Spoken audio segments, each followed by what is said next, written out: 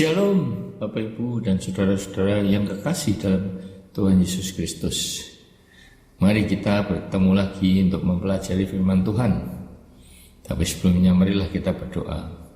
Tuhan Allah Bapa kami yang ada di dalam kerajaan surga yang mulia, terima kasih Tuhan atas kemurahan-Mu, atas berkat-Mu, atas penyertaan-Mu, atas kesehatan yang Kau berikan kepada kami ya Tuhan, dan juga kesempatan yang Kau berikan kepada kami untuk mempelajari firman-Mu Bapa. Tuhan, urapi lidah dan bibir hamba-Mu yang hina ini dengan Roh Kudus, dan juga jadikan aku saluran hayat-Mu agar apa yang aku katakan sesuai dengan isi hati-Mu dan keinginan-Mu ya Tuhan, meluap sampai mengenai para pendengar firman ini. Dan Roh Kudus bekerjalah memberikan hikmat kepada mereka, ubah hidup mereka, dan supaya mereka menjadi pelaku-pelaku firman-Mu. Terima kasih. Dalam nama Tuhan Yesus kami berdoa dan ucap syukur. Amin. Saudara-saudara, kali ini kita akan belajar dengan topik kain peluh. Yohanes 20 ayat 6 dan 7. Maka datanglah Simon Petrus juga menyusul dia dan masuk ke dalam kubur itu. Ia melihat kain kapan tergeletak di tanah, sedang kain peluh yang tadinya ada di kepala Yesus tidak terletak dekat kain kapan itu, tetapi agak di tempat yang lain dan sudah tergulung. Saudara-saudara, pertama-tama perikop kebangkitan Yesus menyatakan bahwa dia sudah bangkit dari kematian dan maut tidak berkuasa atas hidupnya karena dia adalah Tuhan, bukan manusia. Tidak ada satupun nabi-nabi agama yang bangkit dari kematian. Tubuhnya membusuk dimakan ulat-ulat kuburan. Nah, dalam kedua ayat tadi, Simon Petrus melihat kain kapan yang tergeletak di tanah, tetapi kain peluh penutup kepala Yesus tidak terletak dekat kain kapan itu, dan terletak di tempat yang lain dan sudah tergulung. Nah, pertanyaannya, kenapa kain penutup peluh itu dapat terletak di tempat lain dan dalam keadaan sudah tergulung? Siapakah yang menggulung kain peluh itu? Pasti tidak lain adalah Yesus yang bangkit dari kematian. Dan mengapa kain peluh itu digulung? Apa artinya? Saudara-saudara, tradisi orang Yahudi waktu itu, jika seorang tuan makan dan meninggalkan meja makan dengan kain lampin penyekam mulut dalam keadaan terlipat rapi, maka itu berarti tuan itu belum selesai makan dan akan kembali lagi untuk meneruskan makannya, sehingga pelayannya tidak akan membereskan meja makannya. Jadi Yesus sudah memberikan tanda bahwa dia juga akan kembali lagi, datang yang kedua kalinya dengan cara yang sama seperti dia naik ke surga. Dalam Kisah 1 ayat 11. Untuk itu marilah sebelum kedatangannya yang kedua, buatlah hidup ini berbuah. Di Galatia 5 ayat 22. Tetapi buah roh ialah kasih, sukacita, damai sejahtera, kesabaran, kemurahan, kebaikan, kesetiaan.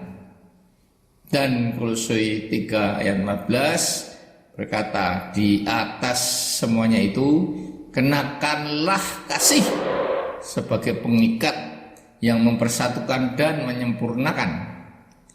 Rasul Paulus menaruh kasih di tempat yang pertama, mungkin untuk menekankan pentingnya kasih. Kasih adalah anugerah keseluruhan yang menjadi sumber pertumbuhan semua ciri lain.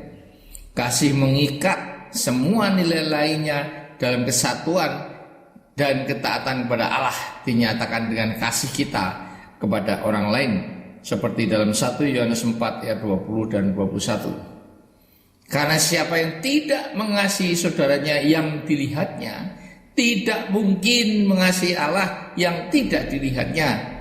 Siapa yang mengasihi Allah, ia juga harus mengasihi saudara seimannya.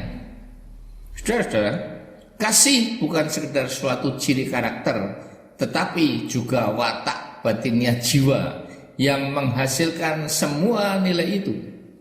Kasih adalah suatu semangat yang kudus, menetap dan giat yang menguasai manusia seutuhnya, selalu mengarahkan dia untuk memenuhi segala kewajibannya kepada Allah dan sesama manusia secara rendah hati dan penuh kasih.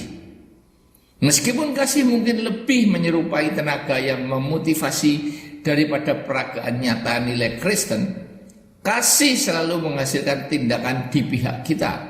Kasih mencondongkan dan mengarahkan kita untuk jadi baik, pemaaf, dan saling menyediakan diri, seperti kata Petrus dalam 1 Petrus 4 ayat 8. Tetapi yang terutama, kasihilah sungguh-sungguh seorang akan yang lain. Saudara, Allah adalah kasih dalam 1 Yohanes 4 ayat 8, dan Allah adalah terang dalam 1 Yohanes 1 ayat 5. Di sini kasih tidak didefinisikan sebagai tindakan ataupun ciri karakter, tetapi sebagai bagian hakiki dari sifat Allah. Kasih memberi apapun harganya dalam 1 Yohanes 3 ayat 16. Dengan inilah kita mengenal kasih Kristus, yaitu bahwa Kristus telah menyerahkan nyawanya untuk kita. Di sini kata kuncinya adalah kasih memberi sekalipun dengan membayar harga yang mahal. Yesus menyerahkan nyawanya bagi kita. Allah Bapa dan Allah Anak amat sangat mengasihi kita sehingga tidak ragu untuk membayar harga itu untuk memenuhi kebutuhan kita. Yohanes meminta kepada kita berbagi dengan saudara-saudara kita yang membutuhkan. Dalam 1 Yohanes 3 ayat 16. Kita harus melakukannya karena digerakkan oleh rasa iba dan belas kasihan, bukan karena kewajiban. Kita harus mempraktekkan kasih dengan memenuhi kebutuhan saudara kita, sekalipun dengan membayar mahal. Siapa yang mempunyai harta duniawi dan melihat saudara seimannya menderita karena kekurangan, tetapi menutup pintu hatinya terhadap saudaranya itu, bagaimana kasih Allah dapat tetap di hatinya? 1 Yohanes 3 ayat 17. Paulus memberitahu kita bahwa orang Kristen di Makedonia menunjukkan kasih semacam ini.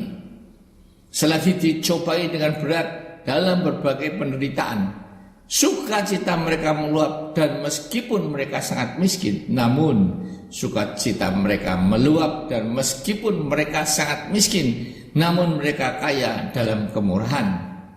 Aku bersaksi bahwa mereka telah memberi menurut kemampuan mereka, bahkan melampaui kemampuan mereka, dalam 2 Korintus 8 ayat 2 dan 3. Camkanlah juga bahwa kebutuhan jasmani bukan satu-satunya kebutuhan saudara kita.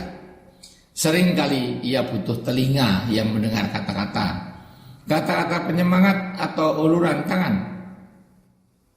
Untuk memenuhi kebutuhan itu, kita dituntut menyediakan diri, waktu, dan perhatian kita, dan seringkali hati kita. Harga memenuhi kebutuhan non-jasmani orang lain adalah keluar dari diri, kepentingan, dan minat kita. Kita tidak dapat bersungguh-sungguh memperhatikan kepentingan orang lain seperti Timotius, kecuali kita rela terlibat dalam minat dan kepentingan mereka. Kita tidak dapat melakukannya kecuali kita rela melepas minat-minat kita sendiri. Tetapi kasih rela membayar harganya. Amin. Marilah kita berdoa. Tuhan, terima kasih atas firman-Mu yang mengajar kami untuk mengasihi Allah dan sesama manusia sebelum Kau datang kembali yang kedua kalinya. Tuhan, ingatkan kami akan kasih Kristus yang telah mengorbankan nyawanya hanya untuk mengasihi kami. Ajarkan kepada kami untuk saling mengasihi saudara seiman dan sesama manusia. Bukan hanya secara material saja, tetapi juga perhatian, semangat, dan uluran tangan sesuai dengan kebutuhan serta kesulitan-kesulitan mereka. Kami berdoa bagi mereka yang membutuhkan uluran tangan. Gerakkanlah hati mereka yang mengetahuinya untuk mempraktekkan kasih kepada mereka. Tuhan, hamba-Mu berhenti berbicara, tetapi biarlah Roh Kudus terus bekerja untuk memimpin, memberi kekuatan bagi anak-anak-Mu yang membutuhkan uluran tangan dan pertolongan. Dalam nama Tuhan Yesus kami berdoa dan mengucap syukur. Haleluya. Amin.